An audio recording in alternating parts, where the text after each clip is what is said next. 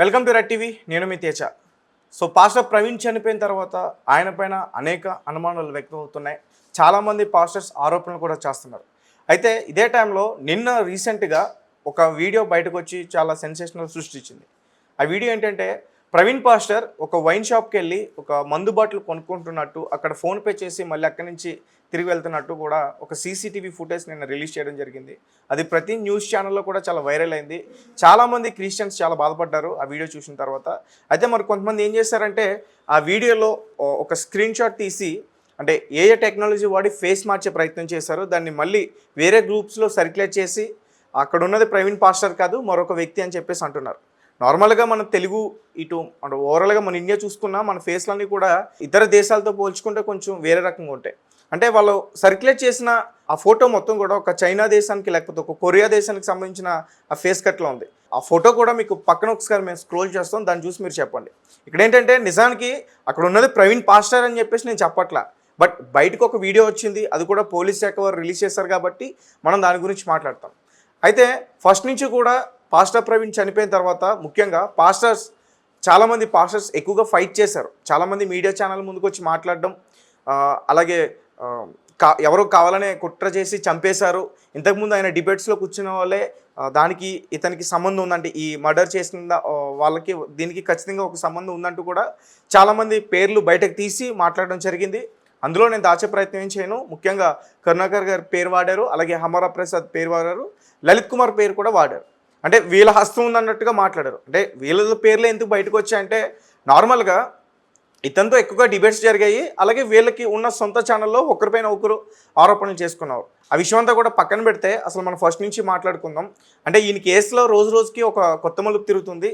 First ఏంటంటే ఇతను body ఒక రాజమండ్రికి సంబంధించి ఒక టోల్గేట్ దగ్గరలో ఇతని బాడీ దొరికింది.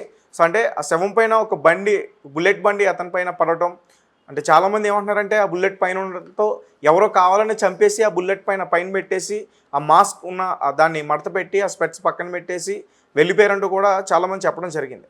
అయితే ఫస్ట్ నుంచి మనం మాట్లాడుకుందాం. మార్చ్ 24వ తారీఖు ఆయన హైదరాబాద్లో స్టార్ట్ అయ్యి రాజమండ్రికి వెళ్తున్నారు. అక్కడ ఒక ప్రేయర్కి అటెండ్ అవ్వాలి ఆయన.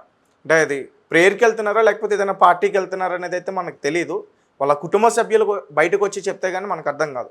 అండ్ ఇంకొక విషయం ఏంటంటే వీళ్ళ కుటుంబ సభ్యులు కూడా ఎవరు ఈ ఇష్యూ గురించి మరి మాట్లాడడానికి ఇష్టపడట్లే. అంటే ఒక రకంగా ఇది మర్డర్ కావచ్చు, అయినా కానీ వాళ్ళు కేసు పెట్టడానికి కూడా నిరాకరిస్తున్నారు.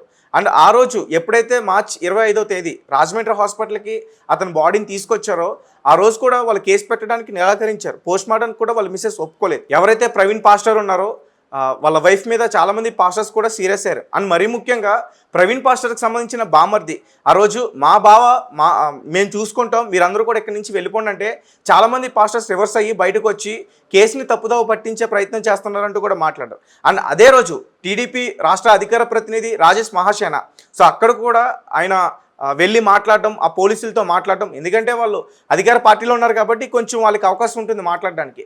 ఆ రోజు ఆయన హాస్పిటల్ లోపలికి వెళ్ళి ఆ పోస్ట్ మార్టం చేసే డాక్టర్స్తో కానీ అలాగే అక్కడికి వచ్చిన సిఏ గారితో కానీ వీళ్ళతో మాట్లాడే ప్రయత్నం చేశారు ఆయన.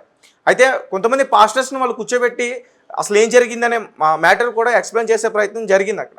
ఆ రోజు ఈ మహాసేన రాజేష్ కూడా వాళ్ళతో పాటు కూర్చున్నారు. అతను కూడా మనతో పాటు మాట్లాడడం జరిగింది. అంటే మనం జూమ్ కాల్లో తీసుకుంటే కొన్ని విషయాలు అతను మనకు వెల్లడించారు. అయితే బయటకు వచ్చి అంటే యాక్సిడెంట్లుగానే జరిగిందనే విషయాన్ని వాళ్ళు ఎక్కువగా చెప్పే ప్రయత్నం చేస్తున్నారు. అయితే రాజేష్ మహాసేన ఏం చేస్తాడంటే అదే విషయాన్ని ఇది 90% యాక్సిడెంట్ అని చెప్పేసి బయటకు వచ్చి ఆ రోజు అతను మాట్లాడడం జరిగింది, చెప్పేశారు. చాలామంది క్రిస్టియన్ సోదరులు ఏం చేశారంటే అతని మీద రివర్స్ అయ్యారు. అఫ్కోర్స్ ఆ రోజు అతని పైన వాటర్ ప్యాకెట్లు, వాటర్ బాటిళ్ళు, చెప్పులు కూడా ఇస్తారు. దాని తర్వాత అక్కడ పరిస్థితి బాగాలేదని చెప్పేసి రాజేష్ మహాసేన అక్కడి నుంచి వెళ్ళిపోవడం జరిగింది. దాని తర్వాత పోస్ట్ మార్టం జరగాలి. సో పోస్ట్ మార్టం జరగాలంటే ఖచ్చితంగా వాళ్ళ ఫ్యామిలీ మెంబర్స్ వచ్చి అక్కడ సిగ్నేచర్ చేయాలి, లేదంటే చేయరు. అండ్ వాళ్ళకి ఇష్టం లేదు పోస్ట్ మార్టం చేస్తే. ఎవరికైనా సరే అంటే ఆ కేసు సస్పీషియస్గా ఉంది కాబట్టి ఖచ్చితంగా పోస్ట్ మార్టం చేస్తారు, వాళ్ళ ఫ్యామిలీ వాళ్ళు ఒప్పుకున్నా ఒప్పుకోకపోయినా. కాకపోతే వాళ్ళు ఎందుకో మాత్రం వెనక్కి తగ్గారు. అంటే నార్మల్గా పోస్ట్ మార్టం చేస్తే బాడీ అంతా కట్ చేస్తారని చెప్పేసి వాళ్ళు ఏమనుకున్నా వాళ్ళకి తెలియదు. సో వెనక్కి తగ్గారు. సో మొత్తానికి పోస్ట్ మార్టం జరిగింది, ఆ బాడీని హైదరాబాద్కి తీసుకురావడం జరిగింది. సో చాలామంది పెద్ద ఎత్తున క్రిస్టియన్స్ అందరూ కూడా ఇక్కడికి వచ్చి ఆయనకి నివాళులు అర్పించారు. మొత్తానికి ఆయన సమాధిని అయితే చేశారు. తర్వాత చాలామంది పాస్టర్స్ డిమాండ్ చేస్తున్నారు, అసలు ఈ పాస్టర్ ప్రవీణ్ని చంపేస్తే కనీసం ఎవరు కూడా పట్టించుకోవట్లేదు, పోలీసు వ్యవస్థ పూర్తిగా నిర్లక్ష్యం వహిస్తుంది, ఇప్పటివరకు బయటికి రిపోర్ట్లు కూడా ఇవ్వలేదంటూ కూడా చెప్తున్నారు. అండ్ ఆఫ్ కోర్స్ ఇది మతాలకు సంబంధించింది కాబట్టి ఇందులో ఎక్కువగా క్రిస్టియన్స్ కొంతమంది హైందవ వ్యక్తులపైన ఆరోపణలు చేస్తున్నారు కాబట్టి ఒకవేళ వాళ్ళు చెప్పినట్టుగానే యాక్షన్ తీసుకుంటే లా అండ్ ఆర్డర్ ఇష్యూ వచ్చే అవకాశం అయితే పూర్తిగా కనిపించింది. కాబట్టి చాలా సెన్సిటివ్గా డీల్ చేశారని చెప్పుకోవచ్చు. అయితే మరీ ముఖ్యంగా ఆ రోజు వైఫ్ ఎవరైతే జెస్సికా ఉన్నారో ప్రవీణ్ ఫాస్టర్ వాళ్ళ వైఫ్ వెనక్కి తగ్గినప్పుడు అంటే ఈ రోజు మాట్లాడుతున్నాను, ముఖ్యమైన విషయాలు చెప్తున్నా. అంటే ఈ విషయం వాళ్ళకి ముందే తెలుసా? ఇప్పుడు సీసీటీవీ ఫుటేజ్ ఏదైతే బయటకు సర్క్యులేట్ అవుతుందో ఆ విషయం వాళ్ళకి ముందే తెలుసా? లేదంటే పాస్టర్ ప్రవీణ్ డ్రింక్ చేసిన విషయం వాళ్ళతో ఫోన్లో మాట్లాడా? ఎక్కడ బయట పడుతుంది రిపోర్ట్స్లో అని చెప్పేసి వాళ్ళు పోస్ట్ మార్టం చేయొద్దంటూ కూడా వాళ్ళు చెప్పారా? కావాలనే పాస్టర్స్ దీన్ని హైప్ చేసి క్రియేట్ చేసి అందరినీ రెచ్చగొట్టే ప్రయత్నం చేశారు. ఇలా కూడా చాలామంది మాట్లాడే ప్రయత్నం చేస్తున్నారు. అయితే ప్రధానంగా పాస్టర్స్ అందరూ కూడా ఫస్ట్ నుంచి కూడా మాట్లాడుతున్నాయి. అంటే ఒకదాని వెనక ఒకటి అప్డేట్ బయటకు వస్తూనే ఉంది. కానీ వీళ్ళు ఏదో రకంగా ఏదో ఒక ఆరోపణ అయితే చేస్తున్నారు. అంటే నార్మల్గా మనం ఒక ఆరోపణ చేసామంటే దాని మీద స్టాండర్డ్గా ఉండాలి. కానీ దానికి సంబంధించిన డీటెయిల్ ఏదైనా బయటికి రిలీజ్ అవుతుంటే ఇది అలా కాదు ఇలా కాదని చెప్పేసి మొత్తానికి సీసీటీవీ ఫుటేజ్ బయటకు వచ్చిన తర్వాత దీన్ని ఏ టెక్నాలజీ వాడి కావాలని చెప్పేసి సృష్టించి చేశారని చెప్తున్నారు. దానికి ముందు అసలు బండి మీద ప్రవీణ్ పాస్టరే కాదు అంటూ కూడా చెప్పే ప్రయత్నం చేశారు. అయితే పాస్టర్ ప్రవీణ్ విజయవాడలో 4 గంటలు ఆయన ఎక్కడున్నారో ఎక్కడ స్టే చేశారు, 4 గంటలు మద్యం సేవించారా అనే ప్రశ్న కూడా చాలామందికి ఈ రోజు వరకు కూడా తెలియలేదు. మొత్తానికి విజయవాడకు సంబంధించి ఒక పార్క్ దగ్గర ఆయన ఆగారు. అక్కడ ఒక ట్రాఫిక్ కానిస్టేబుల్ ఆయనతో మాట్లాడారు అంటూ కూడా చెప్తున్నారు. ఒకవేళ ట్రాఫిక్ కానిస్టేబుల్ మాట్లాడుంటే అంటే వీళ్ళు అడిగే ప్రశ్న, ట్రాఫిక్ కానిస్టేబుల్ మాట్లాడుంటే అతను నీరసంగా ఉన్నాడని చెప్తున్నారు. అలాగే పక్కన టీ పాయింట్ ఎవరైతే ఉన్నారో ఆ పర్సన్ కూడా అతనికి మేము వాటర్ ఇవ్వడం జరిగింది, టీ తాగుతున్నాను కూడా అతను చెప్పాడు.